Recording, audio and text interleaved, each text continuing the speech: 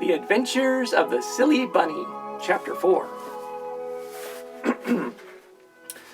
Benny the Bunny traveled through the forest, hopping over creeks and burrowing under logs for days and days on his adventure to see the world. He'd left home on the last full moon and felt like he'd been gone a very long time and seen a great many things. As the sun hung in the western sky later and later, even while the full moon hovered above, Benny began to feel that maybe it was time to stop this endless rambling and settle down. One evening, he hopped upon the most beautiful meadow in the whole entire world. The grass was dark green and delicious. The clover was tender and sweet, and the dandelions reminded him of home. The water in the stream was the best water he'd ever tasted in his entire life, and most importantly, he didn't smell the pointy-nosed fox anywhere at all. This was the place. This would be Benny's new home. But where should he settle in? On the north side of the meadow was a small hill covered in ferns overlooking the vista. The ground was soft and easy to move, but not too soft it would collapse. It was perfect for tunneling. Just like home, he exclaimed to himself. He picked a spot under a fallen tree to begin excavating his new abode. The tree would add extra protection in case the pointy-nosed fox showed up and tried to force his way in. Benny noticed there was a smaller tunnel under the tree already, but didn't pay any attention to it. It was probably dug by mice, and, mice, they'll show up anywhere. Benny shoveled furiously with his back legs, throwing dirt left and right while digging deeper with his front legs. This soil was so perfect, he just couldn't believe it.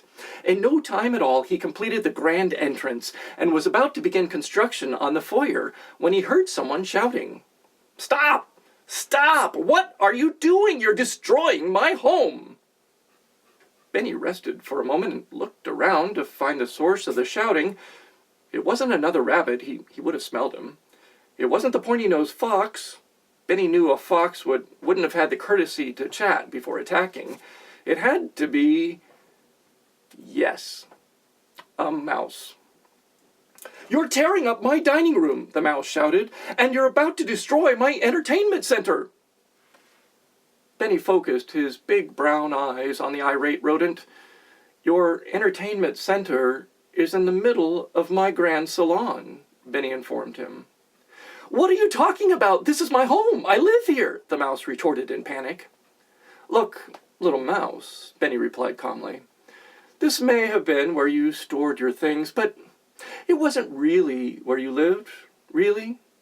Now, tell me truthfully, was this really living? I mean, I can see by the tall grass you weren't able to maintain the place." "I like the tall grass," the mouse insisted. "But was this truly what's best for the meadow? Look around.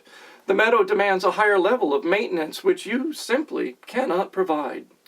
For the good of the community, it's time for you to move on." But, the rodent sputtered. But he couldn't think of what to say. The rabbit had a point. This wasn't the best kept place in the forest. Maybe, he considered aloud, it would be best if I moved deeper into the forest. "I think you're right," Benny agreed, and the mouse packed his belongings and left. All through the night, Benny worked like a jackrabbit, furrowing out a boudoir and decorating with a picture of his mom and dad, expanding the grand salon by enlarging the vaulted ceiling, digging out a space for his home office, and carefully measuring the footage for his income tax return. The finishing touch was rolling 2 round rocks on either side of the grand entrance to make a statement that Benjamin, the silly bunny, lived here. He'd mow the grass tomorrow. When he finished decorating, he dropped off to sleep in his new bedroom and had the most marvelous dreams about his family and falling in love and maybe having a family of his own. Maybe one of his brothers was like him, and they could both live here together. He floated in his dreams to a happy future, which seemed to be getting colder. In fact, he was starting to feel very cold. He awoke with a gasp to realize he was more than floating in his dreams.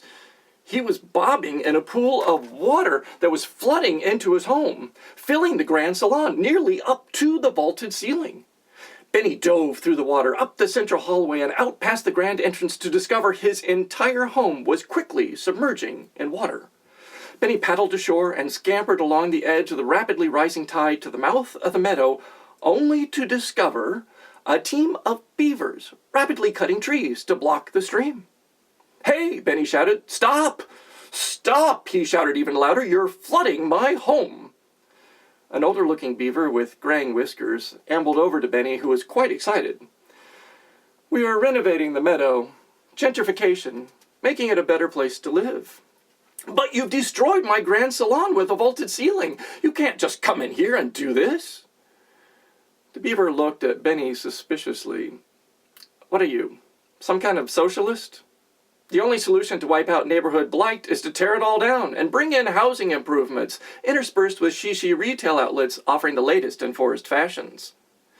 "I don't want the latest in forest fashions," Benny exclaimed. "I want my house back." "Really?" The beaver looked at him with disdain. "Think about what's best for the meadow. It's selfish individuals like you that bring this country down. I'm sure you can find someplace else to live more suitable." And with that, the beaver returned to overseeing dam construction. To be continued.